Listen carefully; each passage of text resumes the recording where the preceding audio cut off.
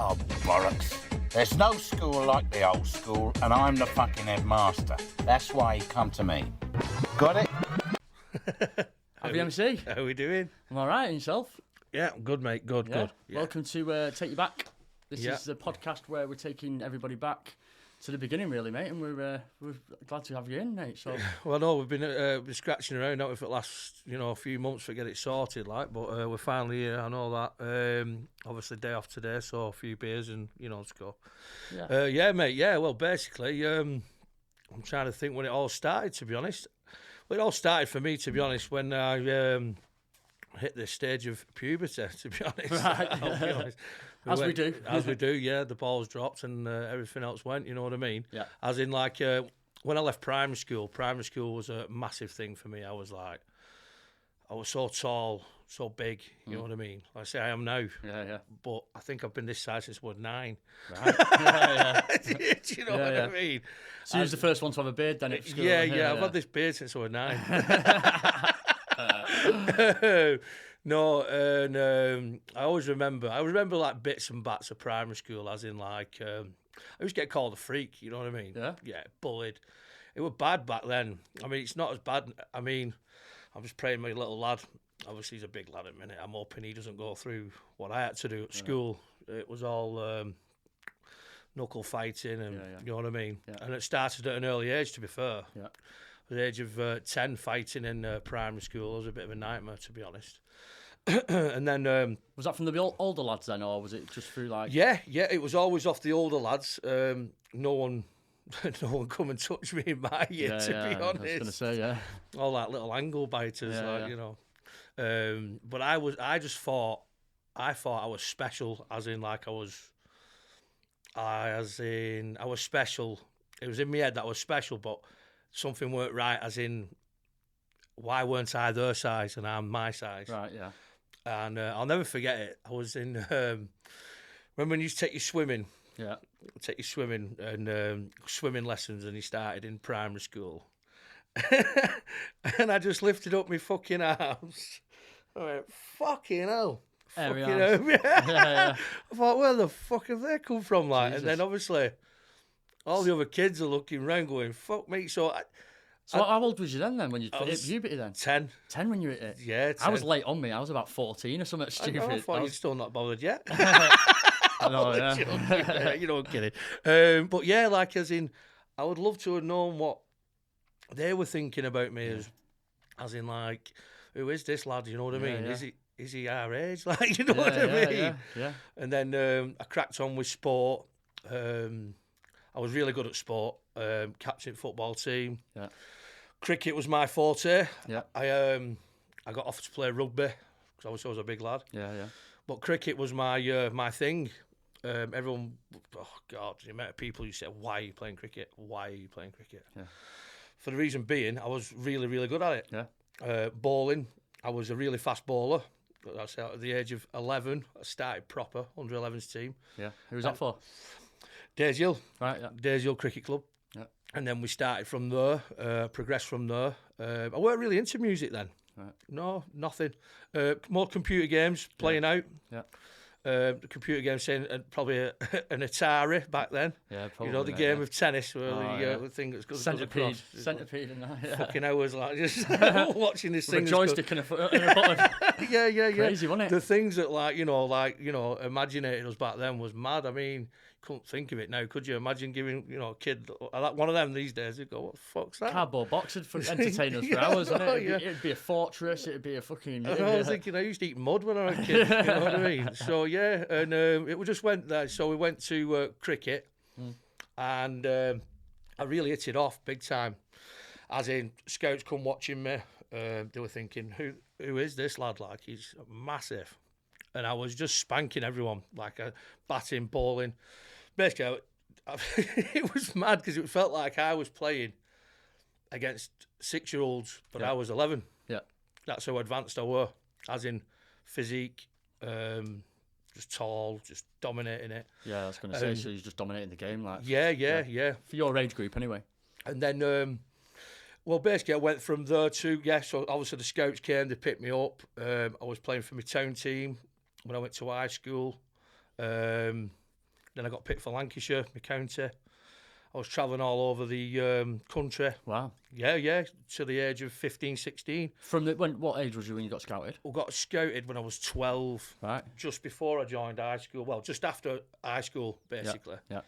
And I had a load of issues in high school again height-wise, being bullied.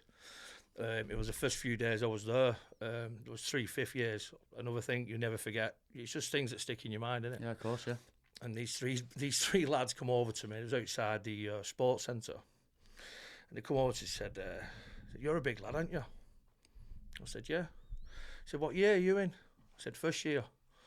He said, "Well, we're going to show you a lesson." I said, "All right, no worries." So, cut a long story short, I fucking battered all three of them. Yeah. Just Do you know where they were, though? Do you still know them? Yeah, they were called the Claridges. One was called Claridge, and the other one was called Steve Smith and John Smith. They were just bullies, basically. Yeah, do you know what I mean? Yeah. And things like that, you know.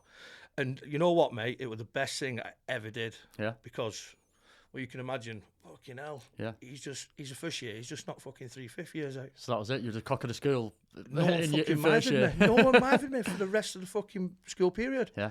You know, Yeah. I sell cigs for 20p each. Yeah, I was fucking loaded through school. You was the boy I then, probably wasn't had more money in school than I do now. Yeah. But yeah, and it went from there to, obviously, school was mint. I love school. But everyone must have thought I was a bully because I was big, and then I just didn't have any problems through school. Yeah. And then I met with, it was EJ. Right. DJ EJ, yeah. Sean Waterworth, DJ Desire. Yeah, yeah. Because they was both in my school. Ashley Podmore, he was in my year. We met when we was about 12, 13. So EJ was a year older than me and Sean. And it was the first person that got me into music was DJ EJ. Right. Honestly, a little black kid off estate. Yeah, yeah. Earl, obviously his name was Earl. Yeah, yeah. My name is Earl. Yeah. You know.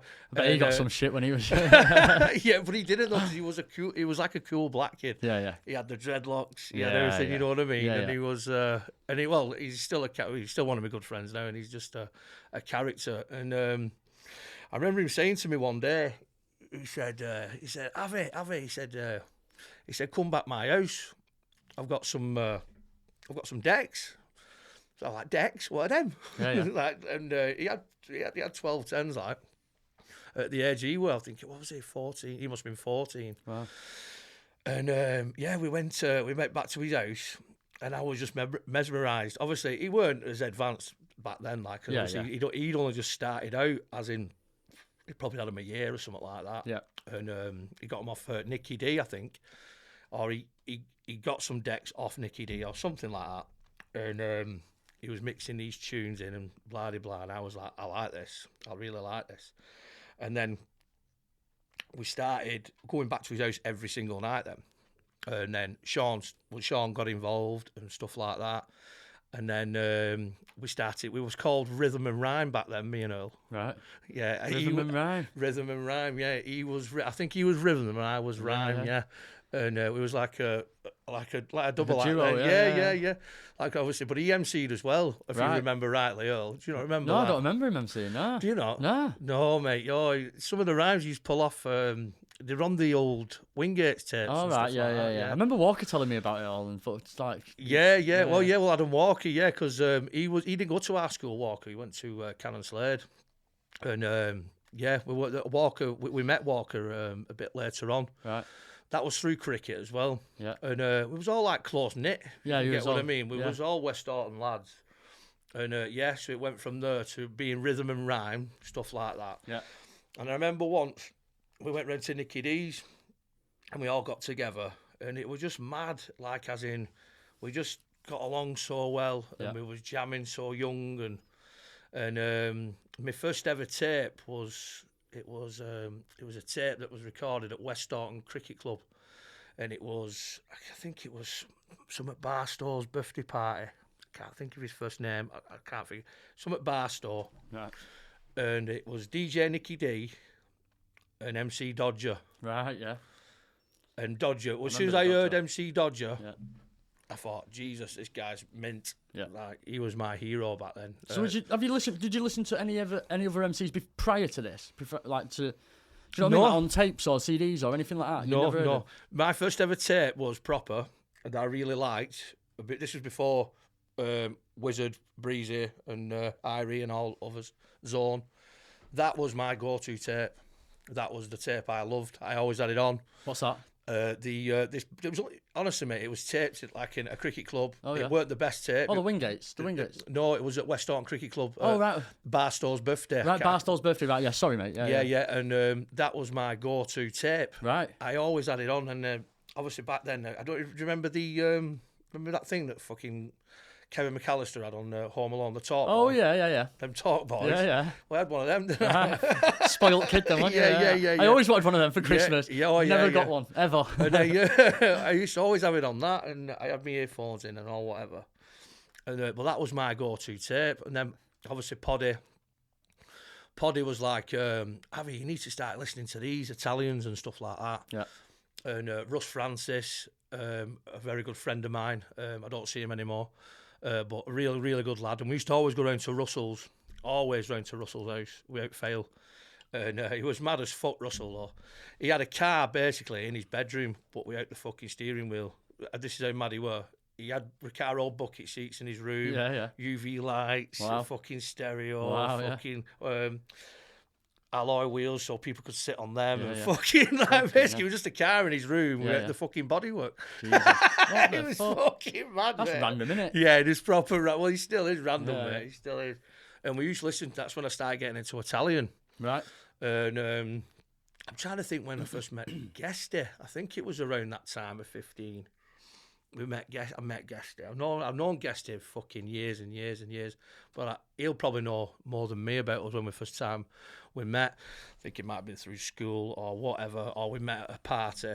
But yeah, we started doing these nights at Wingates Cricket Club. Yeah. But before that, prior to that, like I said, I was a big lad. So I used to go out a lot when I was younger. I started going out proper when I was just hitting the age of 14. And Russ and all that, they couldn't get in. But I was going around Scots and Turnkey, mate. Yeah. 14 years of age, mate. Full beard. Yeah. Lacoste up. Yeah. You know what I mean? Yeah. The old Lacoste shirts and that. And and then I it just started really early for me. Yeah. Really early. I shouldn't say too early, really, because I know where I'm at now, like, you know what I mean? I'm a lot experienced and wiser to stuff. As in, like, if my kids come over to me, what would I advise them to do? Which, you know, but you just got to go with it, I think. And if you're getting into that scene at that age, you just got to, I don't know, you just got to go with the flow. Of course you have, yeah. You don't really realise, do you? No, you just because kind of work. You kind of just. You just roll. It's like it just goes into the role, doesn't it? You don't realise, because you don't think, oh, I'm going to be this MC in 10 years, and this is how it's going to be. If we could go back in time, yeah, we'll think about it. But when you're at that age, you don't. I think you're just flying through life, aren't you? Do you know what I mean? I was just buzzing to get in the club, like, you know. Yeah. And then, like you just said, then there was no way that I'd have thought when I was 14, I'd be sat here now doing a podcast with you about my fucking career MCing and with the people I've MC'd with, you know what I mean? Yeah. So, yeah, and back then it weren't really pills and all that. Well, I know pills were about and all that, but I weren't really massively into that. And then there was my mate, Damien Atherton, no relation to me, like just a mate of mine. And I'll never forget it. He gave me my first bomber whiz. Oh, man. It was just, that was it then. Obviously, I was just, I was in the scene. You like that, yeah. Get what, yeah. Yeah. I was gone then. You realised. But yeah, life was great, you know what I mean? Yeah. As it is when you first yeah. experience that kind of thing when you're that age, yeah. It was just mad, you know, and just seeing all these people, and I mean, I was copping off with like 20-year-old birds and stuff, you know what I mean? I was 14 years of age, and I was like, you know what I mean? Can't be bad, eh? What a shit life you've had. It was great. Yeah, you know, I bet. Yeah, you know. And it was just surreal for me. It was just like everything happened so fast. It's like I had to grow up quick. Yeah. And I did, really. And then it went from there to... then we went down to a place called Juicy Lucy's. Because there was another tape when I first heard Farrell on. And I thought he was called FED. Right. Feds. Yeah, Feds. And he obviously back then I couldn't hear him proper on this tape because you know what I mean. Back then these tapes, some of the qualities was shite, like, you know what I mean. And I thought, yeah, he's good. He's a good MC. He's a good MC. And someone said to us, he's on at Juicy Lucy's in Lee. I think it was Saiki or something like that. It might have been Saiki, yeah. And we all went down, and that was the first time I met Farrell. That. Right. And I was, like I said, I was 15 years of age. 15 was, yeah. I think Farrell about 40 then. Like. More jokes, Faz. But no, Farrell obviously was only young then.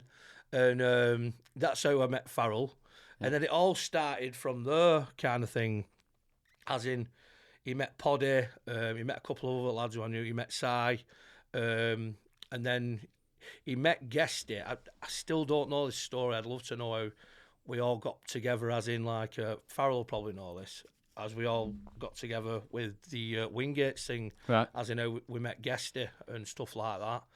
And then that was originally called Top Gun. Yeah, Top Gun. You know, you was on a couple of them, weren't you?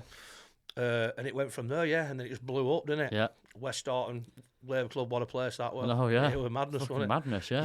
Yeah, it was great. It was like worse than the Crick. Yeah, it was. It was just like... No, it wasn't. It was just a Labour Club with a stage and that, and it was just... It was mint, weren't it? Yeah. You know, and I was just coming out of high school then. High school, God. And but I didn't give a shit. I know it sounds mad. I weren't bothered about my exam results. I weren't bothered about anything. I weren't bothered about nothing. No, I didn't either, mate, at all.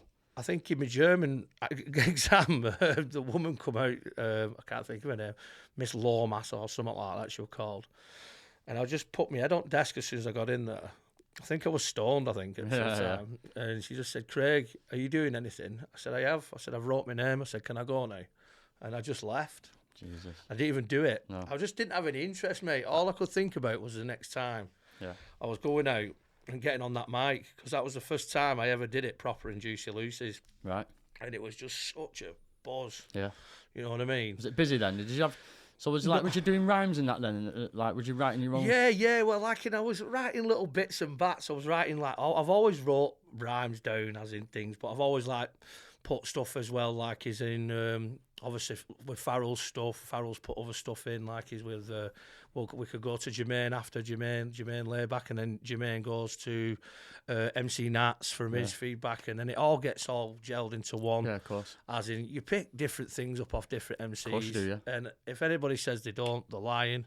Oh, yeah. I'm not bothered what anybody says. Yeah. You've always got to get a role model off somebody. Of course you have, yeah. You know what I mean? Yeah, it's right, yeah. I'm not having that you just think, oh, right, I can do this, and just go with the flow. You've got to get some kind of inspiration off someone. Of course you do, yeah. You know what I mean? Oh, God, how good's he? Yeah. Jay's my inspiration. You can hear that a lot in what I'd say. Yeah. And that's it. And then, obviously, when I listened to Jay back then, he was just a different animal. Yeah. Different breed. Yeah, completely. Just a completely different breed, mate. Yeah, and we went from that to obviously to the first sanctuary at Cricketers. I was barred on the first birthday. Would you? Yeah, William barred me because I let a load of birds in week before in the fire exit. Did you? I did, yeah. I don't know if I can remember that. I remember you being bad. Is that what it was for? Yeah. Yeah. Oh, what you like? And oh mate, I was gutted though, because it was like first birthday sanctuary, and then I was begging Farrell, get it sorted, man. What's going on? He said, Avi, I can't let you in. He's not letting you in. He said he's doing it out of principle to make you suffer. Yeah. He said, but he's going to let you in the week after. Oh, William, fucking hell. Yeah, he did it to make me suffer. He was mad, wasn't he, William? He had control over everything, didn't he? He was like this old guy that was like, he used to bring. What he used to do? He had to bring sarnies and all that. He used to bring sandwiches, fucking setting up the buffet in the back room, wasn't it? In that little chill out bit where there used to be like Game Boys, like PlayStations and that in there, didn't there? Oh yeah. Do you remember? It was mad, yeah. It was mad because I think when I think back to it, it wasn't the first time I went in cricket. The first time I went in Cricketers was when, like I said, I got really friendly with Farrell, and I loved what he was doing. Yeah. And then me and Poddy would say, and we wanted to follow up, we'll follow you. We'll come to again, and then he broke through with foreplay. Yeah. There we go. it's history, innit? Yeah. The legends, Stephen J, Sam White, Andy Pendle, DJ Ricky, PMB. Yeah. What a team that was. Unreal, yeah. And they were the nights for me, yeah. I just loved it. I absolutely loved it. I was getting off my barnet every week, just loving life. So you wasn't emceeing in the crick at that point? No. You're just going out and enjoying it? I kept getting on here and there. Yeah. Because I was mithering Farrell to death, probably. as in, like, I was getting on bits and bats. And then I think it was a Reach for the Sky night we did. My first ever name on a flyer. And that was the first ever time I got to put on a flyer. When I was the company I was with, that, you know, on the flyer, DJ Ricky, Andy Pendle. Yeah. I was like, oh, man, this is it. This is the one. This is it. I've done it. My first name on a flyer. And that would have been, I think that would have been 2000. Wow. 2000, so like 22 years ago. Oh, we're still recording, all right. Yeah. So, year 2000. Year 2000, yeah. So how old was I? I was, fucking hell, I didn't leave school till 2000. So I would have been... I left school in 2000. So that, did you? I left 2001. So yeah, a year above me. You would have been 16 then, wouldn't you? But then, 16, yeah. So, yeah, 16, and then I was, like I say, I was already going out from 14. Fucking hell. Do you know what I mean? Yeah. And yeah, so that was it. The first flyer for, the Reach for the Sky flyer. Right. And then Farrell started up this whole new thing, Sanctuary, and then it just went from there. As you know, we was in there. Well, you were there. Yeah. All, you know, and it just all went from there. And then we met. I met Candy and Grundy. That was at Wingate, so I'd already knew them men from there. Yeah. And we were just all this big family, weren't we? Really, because you lot come down from. We come from Blackpool. Well, from Blackpool, over wire and that, yeah. Over wire and all that. Yeah. And we had some. Me and Matt and that. And then Everyone come from everywhere, didn't we? We had like a group, and we were just kind of every weekend, wasn't it? It was like we was just all got together, or you know, we just used to go to different events. If Sanctuary wasn't on or whatever, you know, there'd be some other thing that we'd go to, or we'd like say we'd do stuff at Wingates, or people would go to Walker's house, or we'd go somewhere, and you know what I mean. And we'd all get together. It was fucking brilliant, wasn't it? Back then? Wasn't it? It was great. It was crazy, but it was like say a big family. Of course it was. There was never any bother. But Nah. I think if anything, we just all just took the piss out of each other, didn't we? And that was it, really. Yeah. I've had a few mad ones as well. yeah, we've had a few, mate, and. And then it's like when you go into that kind of environment, you're opening yourself up to everything, aren't you? You, like as in friendships, the amount of good friendships like yourself I've had through music. Yeah. I met Lee Fairclough, fucking cricketer. I met Thorpe through cricketers and Juicy Lucy's, I think. No, we could go back to Churchill's. I'm forgetting Churchill's. That's another one in Lee. We did Churchill's as well. That was before cricket as well, with the Gary Selects and. I was going to say, like cricket, that came a bit because that would have been a bit later. Come a bit later, yeah. I'm forgetting. I'm getting a bit ahead of myself, yeah. Because Churchill's at Lee, yeah. So it was like Juicy Lucy's, Churchill's, and then cricket. How long were we doing them for then? Going to them nights. Yeah, because I was emceeing at Juicy. That's it. First time Juicy Lucy's, and then it was Churchill's, yeah. Sorry, and then.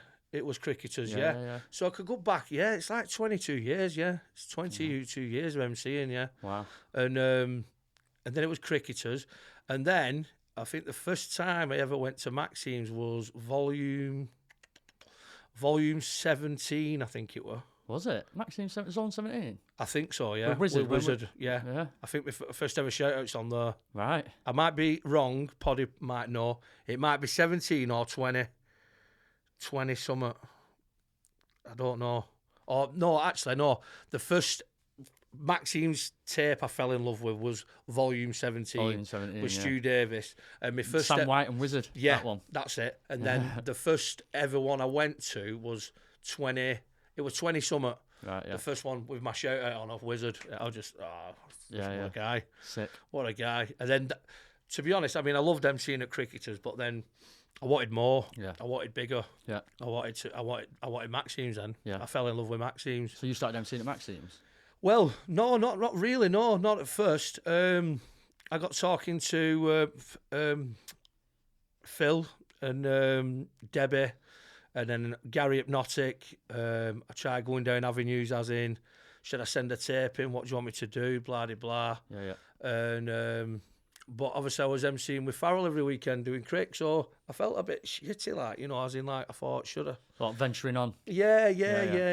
But I wanted to do it, you know. And I know Farrell wanted to do it himself. He wanted to do it. Maxine's were fucking brilliant back in there. Yeah. You know, it was fucking rammed out every weekend. Yeah. The back to the old school nights were just next level. Yeah. Chocker. Yeah. And you know, we all wanted to get bigger and better. And I kept mithering Gary, and Gary giving me first shot at Maxime's. Fair play to him, and he did. And I emceed at Maxime's. Breezy used to sneak me on as well. Breezy used to sneak me on, Steve. We used to go out, me and Steve as well. We went to, funny story actually, we went to Eden in Bolton. Right. And I can't remember what I was wearing back then, though. You know what I mean? You go back and you think, what was I wearing? And there was me boot cut jeans and fucking what are the Nicholas Deakins and shit. You look smart, right? There's no way that I'm not having that Breezy look smarter than me. I'm just not having it, and I'm having that Steve to this day, right? As in, we was right. It was me, Ferk, and I think my mate Andy Davis, and we was going to Eden in Bolton. Yeah, and we looked. Back then, we thought we were dogs' bollocks. We had rock pot on and jeans and... Yeah. You know what I mean? And Bouncer turned round, he said, "You're not getting in with them on, lads." Something like, as in... I don't know if it was the shoes. I know it was the tops. Something to do with the tops as well. I don't know if it's because it was sport. Stripy Henry Lloyd tops or something like that. But probably, that's it. A bit stripy striped, tops, yeah. And funnily enough, Breezy, the legend, had 3 rugby tops in his boot. The fucking hell. I'm fucking telling you. Brilliant. I'm fucking telling you. It's a good job I was a slim fit back then. And all that. Fucking hell. So we all fucking walked in with these fucking tops on. Yeah. I thought it was just one of them moments, but because we were young and we were breezy, you know what I mean? If Breezy says put this on, you put it on, don't you? Legend as it is, yeah, of course you do, yeah. He's fucking buzzing, like, so we had these fucking tops. I don't think we pulled anywhere like that, anyway. So, but yeah, they were the Eden and the Icon days, jumping jacks, you know. And the list goes on, isn't it, as where we used to go out and stuff like that. And but yeah, and then obviously with Maxime's and stuff, it all propelled up this mad thing for me, as in, like, to the age till I was like, when was it, 26? Yeah, was it 26? So I'll go back 10 years. I'm thinking here, mate. I'm thinking. So I'm 38 now. Yeah. So did you do much of the DNA? You kind of like... I did loads. Did you do DNAs? Yeah, the sanctuaries there. I did loads of DNA, mate. Yeah, I did the organised chaos. I did foreplay. Yeah. The sanctuaries as well. Yeah. I remember you stopped doing sanctuary for a bit, though, didn't you? And you were doing other bits. I was busy doing loads of other things. Like, obviously, I was Dance Attack as well back then. Yeah.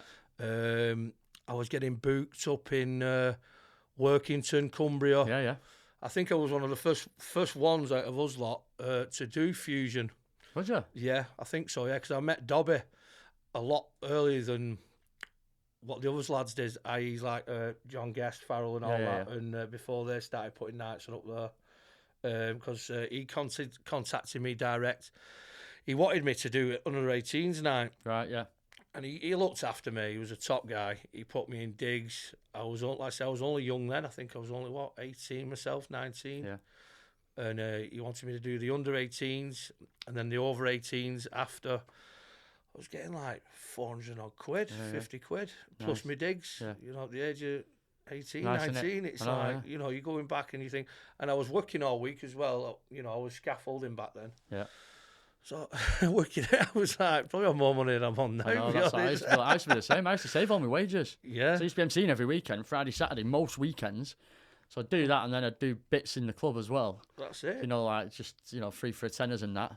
And you know, and then that was it. I just used to save all my money. That's all. I've always had my nice cars and, you know what I mean, and things like that. I've always had to save for myself. Yeah, my mum's never been able to afford to pay for anything for me, or fuck all, you know what I mean? So just saved it all up through working, like doing 10 different jobs. That's it, isn't it? Though? Entrepreneur, like, yeah, you've got to do it, haven't you? So it's nicer money when you're younger, isn't it? Yeah, of course, yeah. Not much to pay for, though, either, is it? So you're at home, aren't you? You're buzzing, aren't you? 20 quid board or whatever, you know what I mean? There's me rent, man, 20 quid. That's it. And I remember it was 20. I remember I was 23 because my mum bought me a United shirt.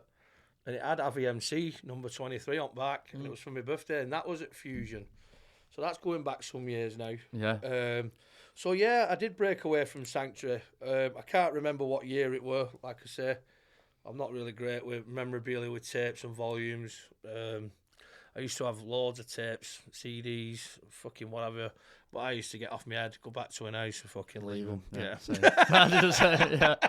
That's it. Someone, whoever went to, someone's got a great collection on me anyway. Yeah, same. And it was I broke away, and then was doing, like I say, then I've obviously met Brownie, me and PMB. Yeah. Again, we were travelling all around country. Right.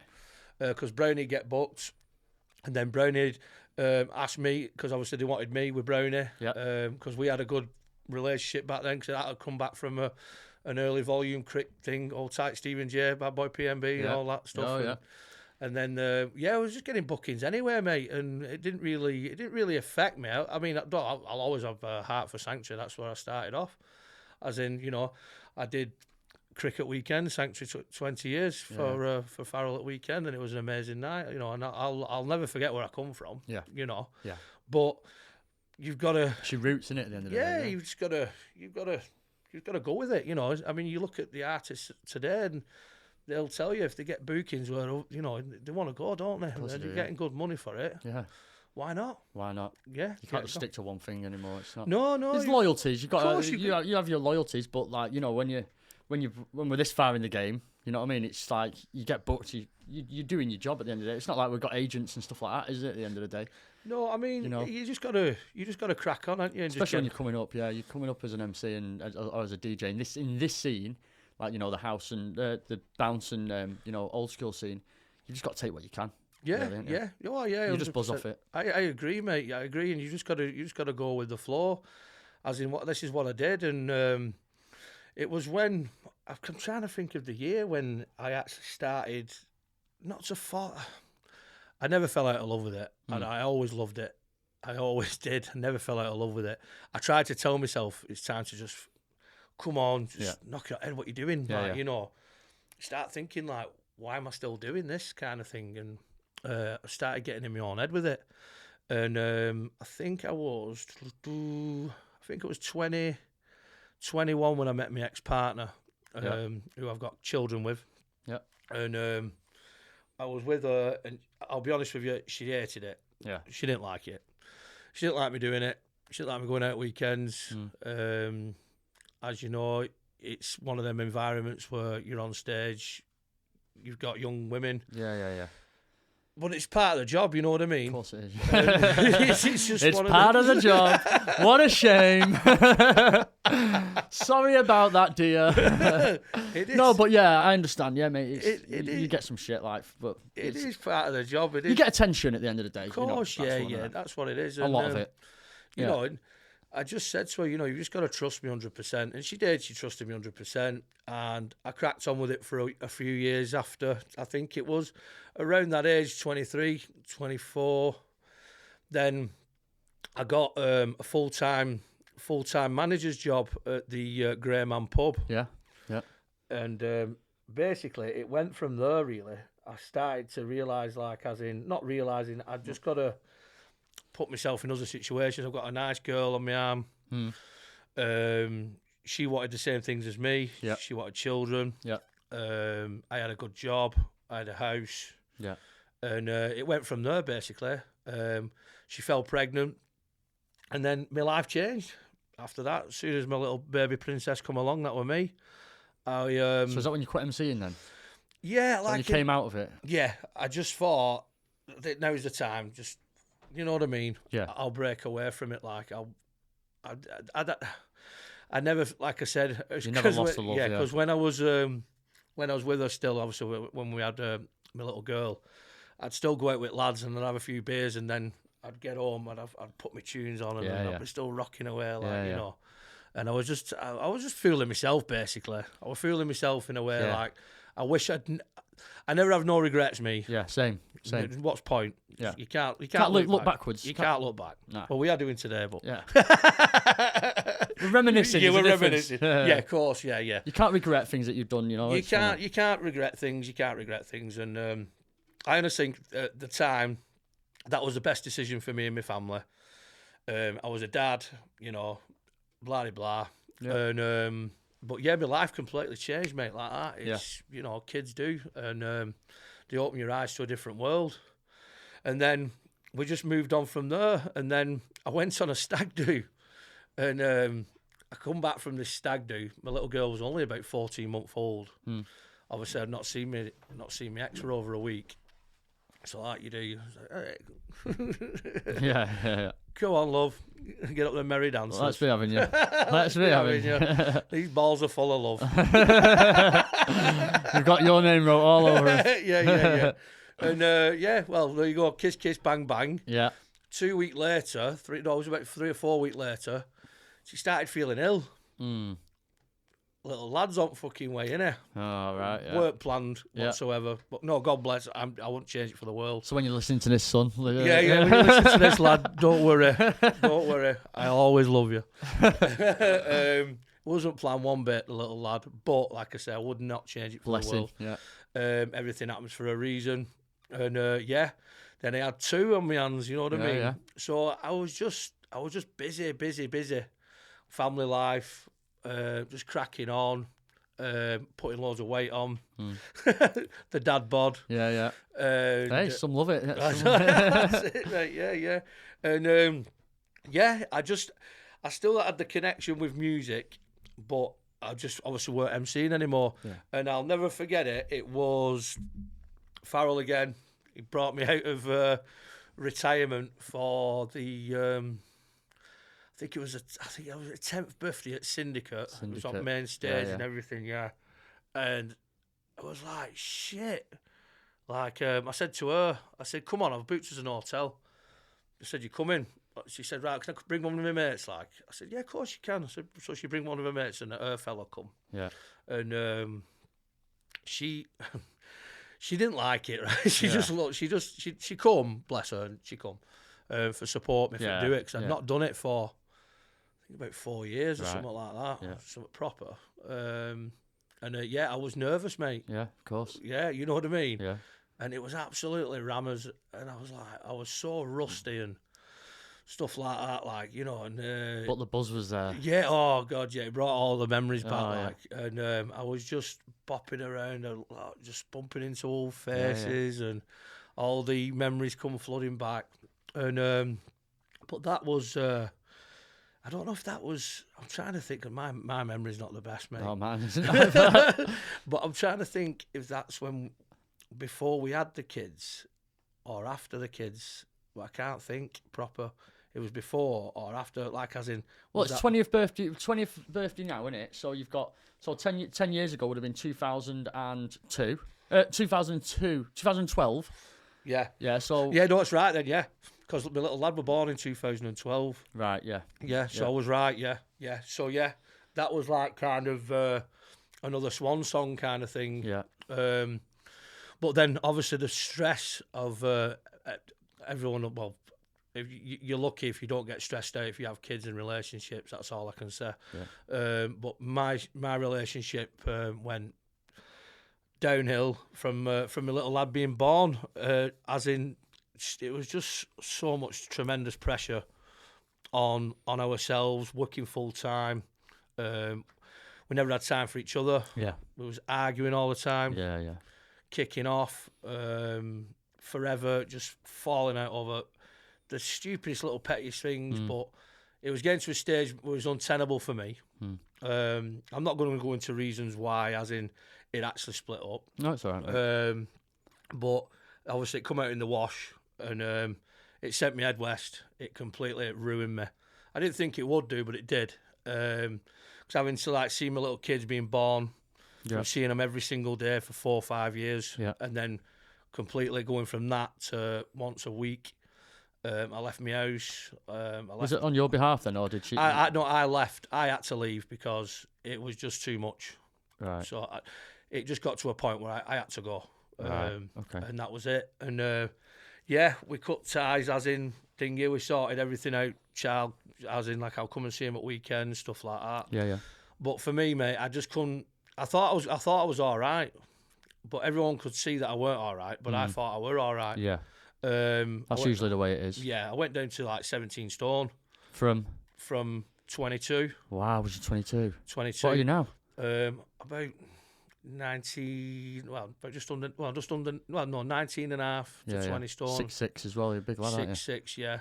So you've lost that much weight, Jesus. I It's lost like 5 loads. stones. I lost loads, but I was doing a lot of jogging though before that. Before we split up, I was doing a lot of training, and I felt really good. I had my own gym in my garage, I had everything, you know. Yeah. I was doing really well. But obviously, as soon as we split up, the exercise just went fuck off. Yeah. Show me the fucking pub. Yeah. And I was boozing every day. I must have blitzed about 7 or 8 grand. Wow. In about 5 months. Wow. I was on everything, mate. Yeah, I was just yeah. complete. I was an utter fucking mess. Was you? Yeah. The demons in my head was just unbearable. So it got to. Did you go and see a doctor about that? What? Eventually, yeah. Yeah. Eventually, I had to, yeah. Cause well, my mum dragged me there, bless her. Yeah. Usually the ones that do. I was, but this spiraled on though. This was in when I actually started feeling normal and not numb again. It was probably about 5 years after split up. Wow. So it took you that long? Yeah. Oh yeah. It went on and on and on and on. So you was in a hole for a long time then? Oh mate, yeah. Jesus. It got to. This is where it finally broke. It was. I don't remember. Remember the beast from the east? That big, massive. We had loads of bad weather. Oh yeah. The beast from the east, yeah. And it was around my birthday time. Because it always fucking snows on my birthday, February. Fucking never get good weather, you know what I mean? And it just got to a point. I think that was my breaking point. I think I just went and parked up somewhere, and I just fucking drunk myself into a coma. Wow. And but the car at the time it fucking froze over. Right. So it was like a fucking igloo. Right. So my mum, my family couldn't find me.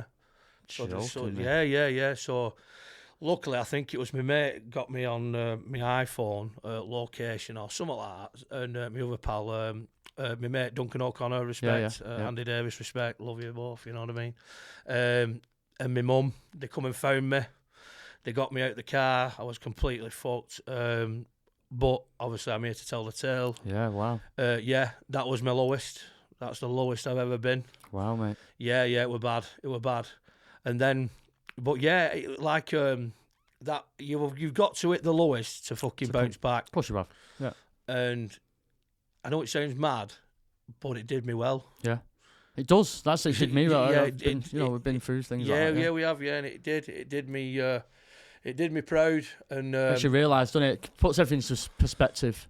Of course, yeah. And my mum slapped me up and down. She took me to doctors. She's got 2 young kids. Blah blah blah. Yeah.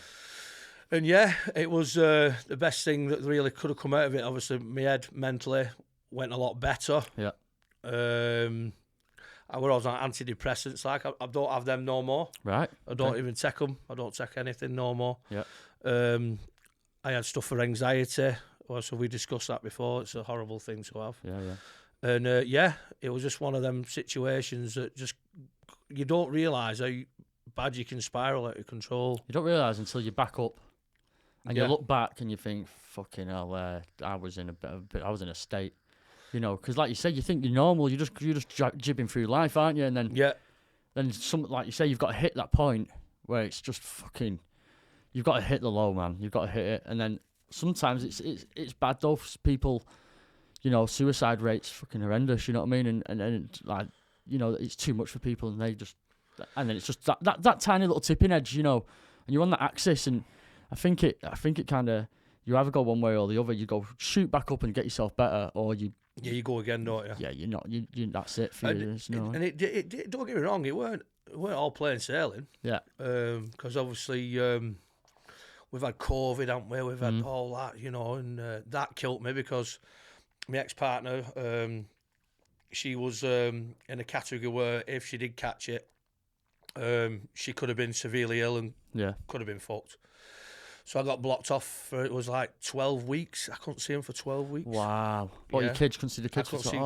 They couldn't come out the house to see me. I couldn't touch them. Oh, wow. I could just wave from the fucking window. Oh, my God. See this? Oh, yeah.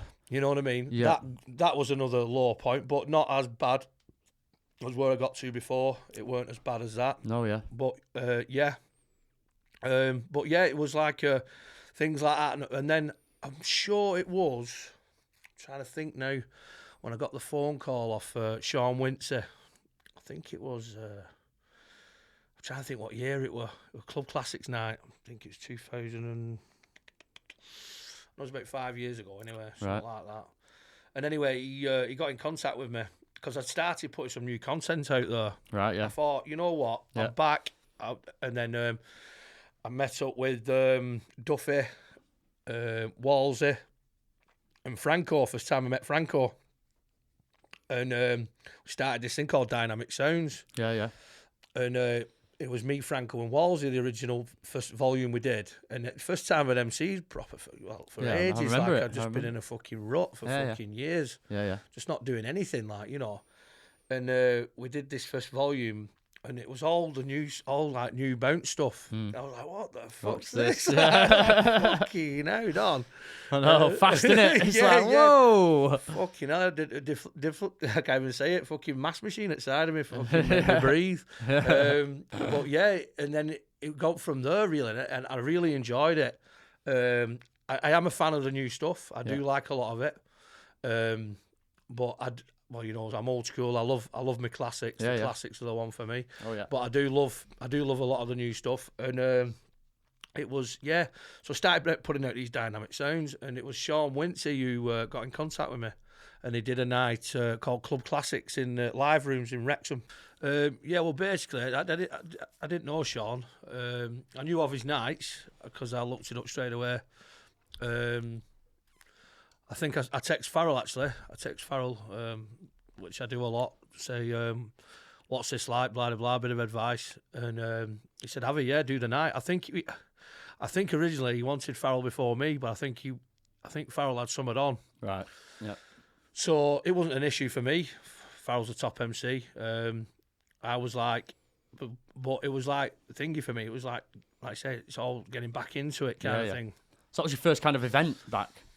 Yeah, I think so, yeah. And it was at Live Rooms, Chester, something I've never done before. Yeah. So I'm trying to think how I actually got there now. I think I went with Duffy. Or did I go with the Duffy the second time I went? Anyway, it doesn't matter. I got there. Finchy, I was MCing with Finchy. Yeah. Now I've not seen Finchy for, God, I've not seen Finchy for years. Yeah. And he'll tell you, Finchy, you know, I picked him as a winner at under-18s MCing competition in back in 51st State. Then it was now Pure Nightclub. Yeah. And he'll tell you the same story. And I'd not seen him for a very long time anyway. And we were put together with it was me, Finchy, and Pete Monsoon. John Neal and MC Finchy was on before me, so I got there. I was a bit early, so obviously I was stood backstage watching Finchy and John Neal, and I was just mesmerised. Yeah. I thought, wow. Yeah. How good's this? Changed. Like, just completely and utterly mad. It was just like so much, as in professional. Yeah. No dickheads try to MC in your ear while you're trying to MC on stage. Yeah. It was just well organised, well drilled. And then I was really nervous then. Yeah, I thought, fuck me. Oh, shit. I'm fucking older than a conker tree, really. That's what's going on. So, yeah, it was just like nerve-wracking again. And but, yeah, I got on stage with Finchy and Pete Monsoon, and we smashed it. We did well. I still felt rusty. I still felt I needed to do more. And Finchy were buzzing.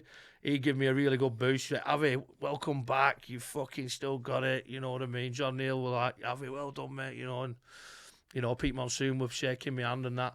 And then Wincy, first time we met, we got along really, really well. We've got a good friendship now. We speak regular through text messages. He wants me on next Classics nights. He does. And it was just a big confidence booster for me then. Yeah. I thought, right, yes, I'm coming. I'm getting back into this now. I'm getting back into it. And I started writing things down then. Yeah. I went back to basics. Right, okay. Big pad of paper, pen. Start writing some new rhymes down. Yeah, writing in bars,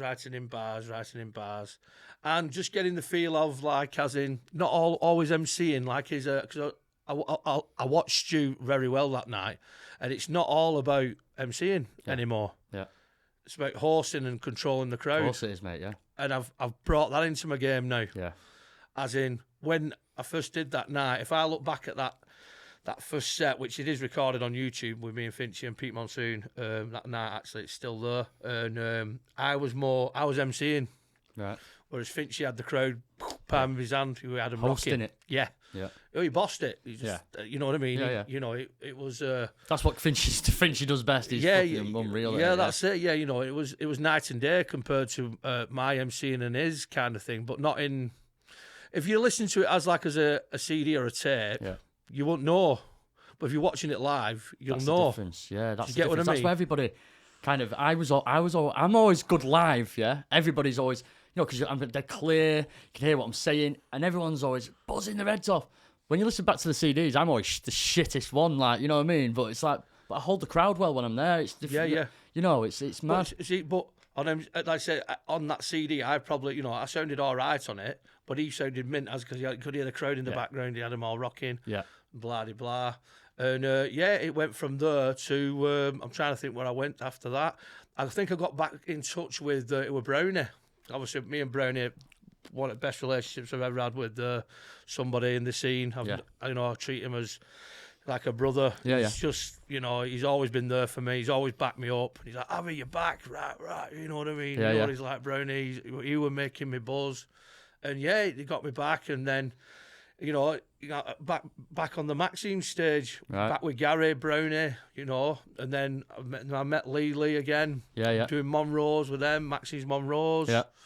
And it's just been mad, mate. It's just been mad. It's crazy, isn't it? So when was that then? When did you get back in? How long ago was that? So you did your 20-year anniversary thing, didn't you? Yeah, well, that was it was last November. That was last November. So we're going. About a year before that, was it? Just before lockdown? I was doing. It was because COVID hit, didn't it? So it's I just got back into it, and then COVID come along. Yeah. And then for fuck's sake, I've just got back into this. I've just been buzzing. And then COVID come, didn't it? So, we had some big nights planned. We had, all promoters will probably tell you, there was so many massive events planned. Yeah. And so many great events cancelled over that period. Yeah. Fucking hell. And it was the call that I got off Candy and Grundy. I'll never forget it. It was Grundy. And AvE, we want you on Restricted Forest at Whitton Park. And I was like, you what? I was like, fucking, did you fancy it? I said, fucking right, I do. You know what I mean? And obviously, we went there. That got, everything got cancelled, didn't it? Everything got cancelled. But I think it was, I'm jumping a little bit here. Sorry, Paulie, lad. I'm jumping a bit here because before COVID, we managed to go to Magaluf. Right. We managed to go to Magaluf from in the sun. What was that? Summit in the sun. Yeah. So I did the ultimate getaway. Right. So I got my name on I was back on there. So so that was you back in the scene then. Yeah, I was on the same flyer as Ixel Dougal and all this, and I was on this big fucking flyer thing. I was thinking, fucking hell. And I appreciate Joe Wilson and Drakey for that opportunity as well, because that is something that I've never ever done before. I've never done it abroad before. Yep. And we was on this. We did a yacht party, S2S yacht party. And it was just unbelievable. Chaos. Yeah, it was just surreal, mate. Yeah. It was surreal. Yeah. And then again, I was emceeing with Finch here, with Roach, Master C. Yeah. You know, we do a lot of work together as well, us three now. And it went from there, actually, to Maxime's again, because I got talking to Gary. And it just evolved from there again. Yeah. Do you know what I mean? Nice. Then I met Joe and I met Drakey again. Everything was just falling into place. Nice. Like, gradually, you know. So a completely different way of life from when you first started at Cricketers. Oh God, yes. Into this scene, what's now it's kind of branched out and blossomed, the scene, and then you come back into it, and it's an eye opener, isn't it? Yeah. I know, I'm the same. I've just come back into it. I'm like, whoa, this is different. I know, because everything's all social media aspect now, isn't it? Massively, yeah. It's not like, the days we were going around flyering, no, putting posters in takeaway shops and stuff like that. Also, what comes with that though is the people, you know, the reviews more as well. You know, people. It's all social media. You know what I mean? So you can get put down a lot as well by trolls, and you know. Oh, of course, yeah. You've just got to take tongue and cheek with it. Of course you have, yeah. I mean, so many times I've been slagged off over the years. Fucking hell, just forget about it, mate. Yeah. You know what I mean? Yeah. And when was it? I think it was some guy. I was MCing in Burnley, actually. It weren't long back. And this guy said, you know what, mate? He said, I've got fucking all the Maxine's volumes you'll ever hear. I said, well, I've watched fucking Bruce Willis. You know, it doesn't make me I'm going to fucking blow Nakatomi Towers up. It's like, who the fuck, you know what I mean? Yeah. It's like, fuck off. Yeah, you yeah, know of what I mean? course. You mithering cunt. Sorry for the language, like, but No, you know no, what I mean? go on. Things like that will never change. You'll always get fucking dickheads, won't you? Oh yeah. But yeah, it just went so quick when I come back, and then it stopped again because of COVID. But I can tell you now, the best event I did when I come back was Whitton Park Restricted Forest. Yeah. Unbelievable. Well, I can't wait to do that. Can't wait. Unbelievable. You're on this year, Yeah, aren't I'm you? on this year. Oh, Only mate. doing the secret stage, like. But Oh, mate, you got we'll to venture out. You fucking. Have you never been? I've not been yet, mate. No. I've done a lot of festivals, but a lot different genre. You know what I mean? I was into my tech house and techno and stuff, so it's a bit of a different ball game. But yeah, I can't wait for this. I mean, a lot of people. I've spoke to a lot of people about the event, and a lot of people are buzzing. You know that I'm going to be there. That went last year or whatever, and you know, and they've said it's the best event. It's the best festival they've been to, and they go to all the tech house festivals and stuff. Yeah. These guys are into tech house more, you know. Yeah. And they're telling me that Restricted Forest is one of the best festivals. It's crazy how, you know, and it's like, wow, you're saying that? Fucking hell, it must be good. It was weird, mate, because it went from so many things for me. Like I say, it went so fast again for me again. Like, because obviously I brought myself back and then everyone, you could hear my new content. I was putting things out there, and I was just getting booked. Because obviously I was a name, you know what I mean? And I forgot that. I forgot who I were. Yeah. I just forgot what I could do. Yeah. And it just went so fast again.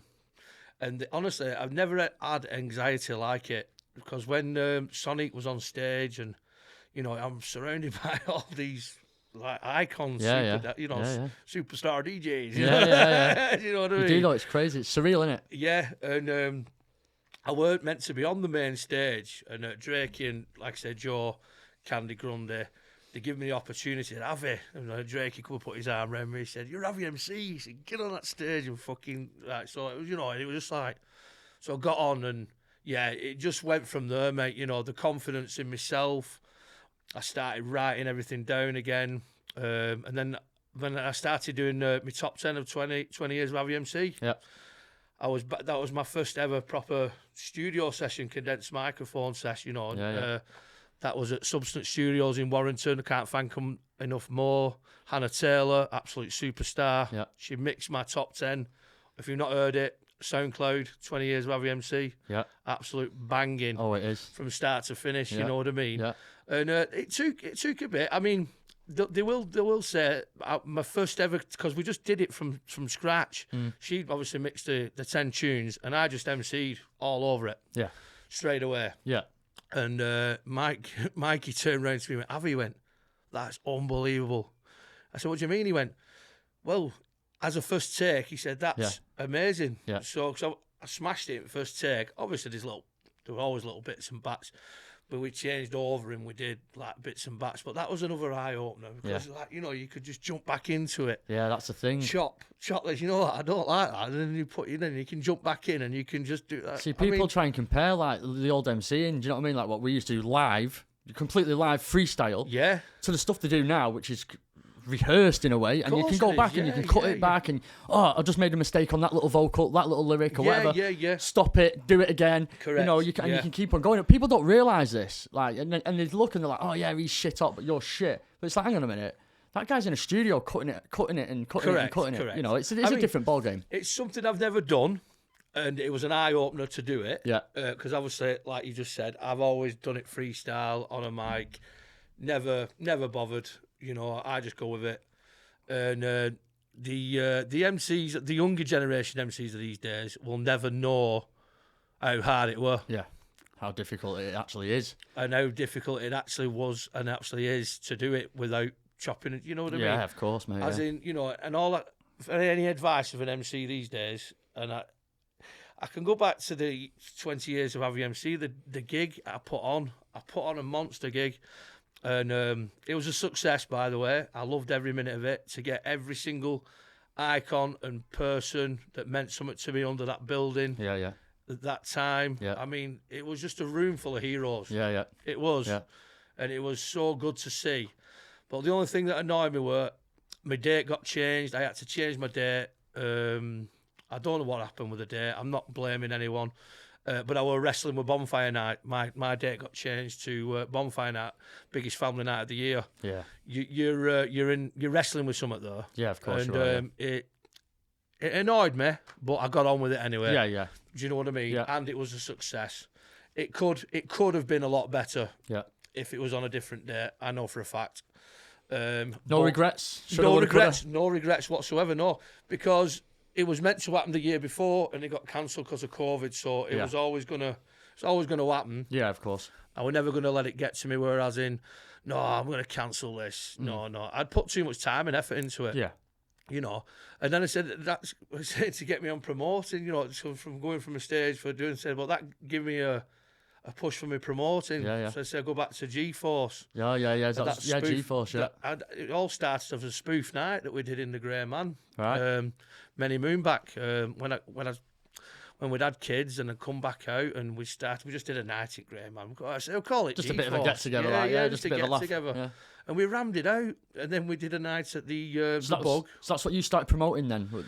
Yeah. That was your first promotion? Yeah, but I didn't charge anyone. It was just a laugh. Yeah, just a laugh, I didn't charge anyone to get in or anything. I didn't charge anyone to get into the Rose Hill Tavern.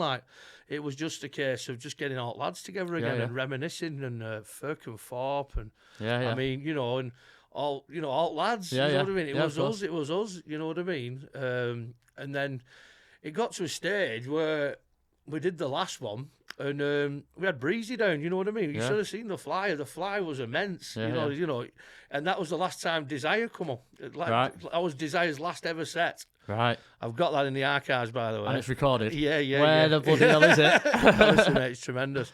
Desire and Breeze on my Halloween special. Honestly, it's mint, honestly. That needs uploading. I'll have to get it pulled out. But it just showed me, though, and I kept thinking to myself, what am I doing? You know, this night's doing well. You know what I mean? And because unforeseen circumstances, the landlady, who had a really great relationship, I've known her for a very long time, she had to leave the pub. She left, and so we moved on, and then, like I said, COVID again. So I had a lot of time because I had a night planned in there, so I had a lot of time to think about it. And my old man and my mum run the cricket club, so I got my heads together with my old man. And I just said to him, I said, how's about it? First night, as soon as this thing gets lifted, I said, I'll ram this place out. I know I will. Yeah. And we did. Yeah. And it was a massive success. Yeah. And every night I've done in there since has been rammed out. How many have you done there now then? How many G4s? So from the Grey Man and so after lockdown, should I say, how many have you done up to now? Just a couple or? I think we're on our fifth. Are you on the fifth? Yeah, wow. Fifth one. Nice. We've got our next one on the 17th of September. 17th of September, yeah. You'll have to come down. 100%. I'll be there. Is that the flyer that's just come out then? Yes. Right, yeah. That's, back to the 90s. Oh, yeah. School anthems. Oh, yeah. I mean, it's just... Right up my street. It's like I say, it started off as summer, but the amount of names that I've had on there now, it's unbelievable. Yeah. I mean, Nicky B, Gary Hypnotic, yeah. PMB, Bounce Assassins, because Bounce Assassins with Lee Pollitt now. And the MCs I've had down, Wizard, Breezy, myself, DOT, Duffy, So is that taking you back to is it like a bit of a Wingates kind of event? Or is it a bit more? Yeah, because that's the vibe it is. But what I normally do is, obviously, because it's thingy, but I'll just transform it into a nightclub, and anyone will tell you when I do it proper. Yeah. And it looks mint. Yeah. It does look mint, and the atmosphere is always bang on. And it's just a friendly, nice night, Never any trouble. Never any trouble. Yeah. I've got security on all the time. But yeah, it's just... but the confidence I've had since... Yeah, it's just crazy, mate. I can't explain how much I've grown again. You've gone better. Yeah, well... I think so. Yeah. I think so. Listening to that one, like you said, the top 10... Yeah. What you did in the studio, just is fucking another level, mate. Yeah, It's absolutely unbelievable. And, I appreciate that, mate. Thank you. No, it's all right. And then I get like people, messaging me and stuff like say, "AvE, you're unreal. You still got it, And it's just something that will never leave me. I don't think. No, yeah. I don't, because I'm touching. Well, I'm 38 anyway. I'm not thinking about hanging up the mic anytime soon. Like, but You're in your prime. I know. I'm pomp. That's it. I just need to lose a bit of this holiday weight, and I'm back in. You're all right. A weekend with me, I'm sure you'll be all right. No, I'm only messing. No, but yeah, mate, yeah. And that's where I'm at now. And so going forward from here, what's your plans for the future? I mean, the future is, at the minute, my future is my next gig. I've got a nice break now, because obviously since lockdown, I was, honestly, mate, I'd never had so many bookings since I was 18, 19 years of age. Yeah. I was looking at all this, I'm thinking, wow, I'm actually MCing every weekend. Yeah. Solid. Yeah. Solid. My future is, obviously, Maxime's. I'm resident at Maxime's. I'm resident at Elation. I've got my G-Force brand. I do the old Crit reunions. Yeah. Restricted Forest. The big one. I'm at Restricted Forest in June 25th, and I was hoping to put a festival on this year. Doing it was not going to be that kind of festival, as in all. I was going to put some funky house on there. I was going to get On a Plate down with Andy Nick. Yeah. It's still in the pipeline. It's going to happen next year, though. Unfortunately, it was going to happen this year, but it's going to be like funky house, On a Plate. We was going to get a G-Force marquee tent, old school dance, and then we was going to get tribute bands on, big stage built. Nice. So for family, family and kids. Yeah. So I'd have security on over 18s, blah, blah, blah. I had it all worked out in my head, mate. I'm just disappointed I can't. Well, with restrictions and stuff like that, it's been a bit difficult for everyone this year, and just getting back into it. But, at least you've got a full year now to plan and organise and make it. Yeah, that's it. Yeah, and it will happen. I know for a fact it's going to happen. Yeah. And I didn't want to do it and then half-heartedly go in. But obviously, with what happened was with the club being double booked for another event that we completely forgot about, it just had to be postponed. Yeah. And in a way, like I say, everything happens for a reason. Yeah. Maybe it was just something telling me it weren't the right time. Yeah.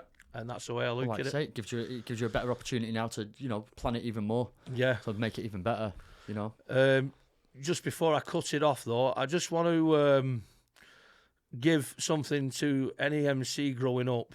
If you want to be an MC, you've got to get your head into it proper. As in, don't expect just turn up and grab a microphone and imagine being rammed in a big massive crowd. No. Never think you're the better MC than anybody else. No. Because you're not.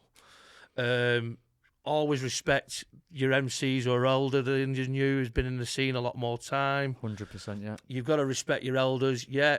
As in, just show respect, Don't say you want to MC on things and then don't show up without any excuse. I've had that in the past. That's annoying. We give you a chance. Promoters put you on things for a chance, like I did. And just, that's what promoters are trying to do. They're trying to give you the chance, so show them the respect, show up, do your job, and that's how you can't get through MCing and get where you are in life without hard work. Of course, 100%. And that's it. 1,000,000%. And it is, though, isn't it? That's the way you've got to do it.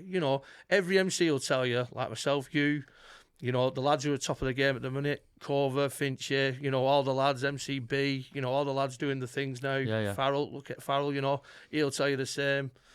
Well, I mean, look at Breezy. Yeah. Look at him. Example. Yeah. He's everywhere. He's travelling the world again. You never know what's around the corner. Correct. You've just got to put effort in. Of course you have. And just don't expect everything on a plate and breastfed to you. Yeah, of course. 100%. That's nice. Yeah. Well, yeah. The young MCs out there who are coming up in the game. Yeah. Well, this is the AvE MC. This is it. This is it. This is the way telling you the way it is. But no, and thank you, Campbell, mate, for having me down. No dramas at I've all. probably mate. forgot a load of things that I wanted to say. It's all right. You can come back in. We'll get you in after Restricted Forest again if you want. We can come and have a little chat about that. And yeah, of course. see how that I've goes. enjoyed it. I mean, I've got loads of tons. I've not even told you half of the funny stories of when I've gone through the going out stage. You know. Go on, tell us one then before we get right. Go on. One funny story. Right. Well, the funniest funny story is when we all went out to Blackpool. We all went out for a night out, and it was me, Ferk, I think, Farpy was, Farpy was definitely there. Farpy's definitely there. Anyway, cut long story short, there were loads of us. And it was all in back at hotel room, and we were all smashed. And we don't know. I don't know what actually happened. I don't know how we got into this situation. Me and Farpy turned into CID cadets. Who was right. like down going down corridors, like yeah. Then anyway, we pulls up. We see this guy. He goes into the shit house, and on this back then, like we said, it was like a shared toilet. There's no toilet in the room. Yeah. So you had to share, So this toilet's on the landing. So Good nice B&B then, in Blackpool. £10 shit. Yeah. You can't beat it, can you? You know what I mean? So he goes in, and I don't know what going. I said, Farpy, come on. Fire extinguisher time. We turn into Kurt Russell and backdraft. Oh, fucking hell. So he's gone in, this poor twat. He's strides down, he's curling one out. And we thought, give him a minute, let him get settled. You fucking horrible bastards. Let him get settled. Yeah. So, all right, which way you want to do it for? I said, well, I'll kick door and I'll freaking you spray. Fuck it. Go on then. Bang, I kick door, fly away. He went, you wanker. Was it a foam one or? It was your foam, mate. Yeah. Oh, mate. It come out like fucking marshmallow, man. Crazy. But I've got loads. I could tell you loads, but obviously I've got to shoot now. But it's been a mad one, hasn't it? It's been a mad one. But thank you very much for coming in, mate. And anytime, buddy. Anytime. We'll definitely see you again anyway. We'll chat again, my friend. Cheers, AvE, mate. Thank you, buddy. See you in a bit. Bye. Ta, mate.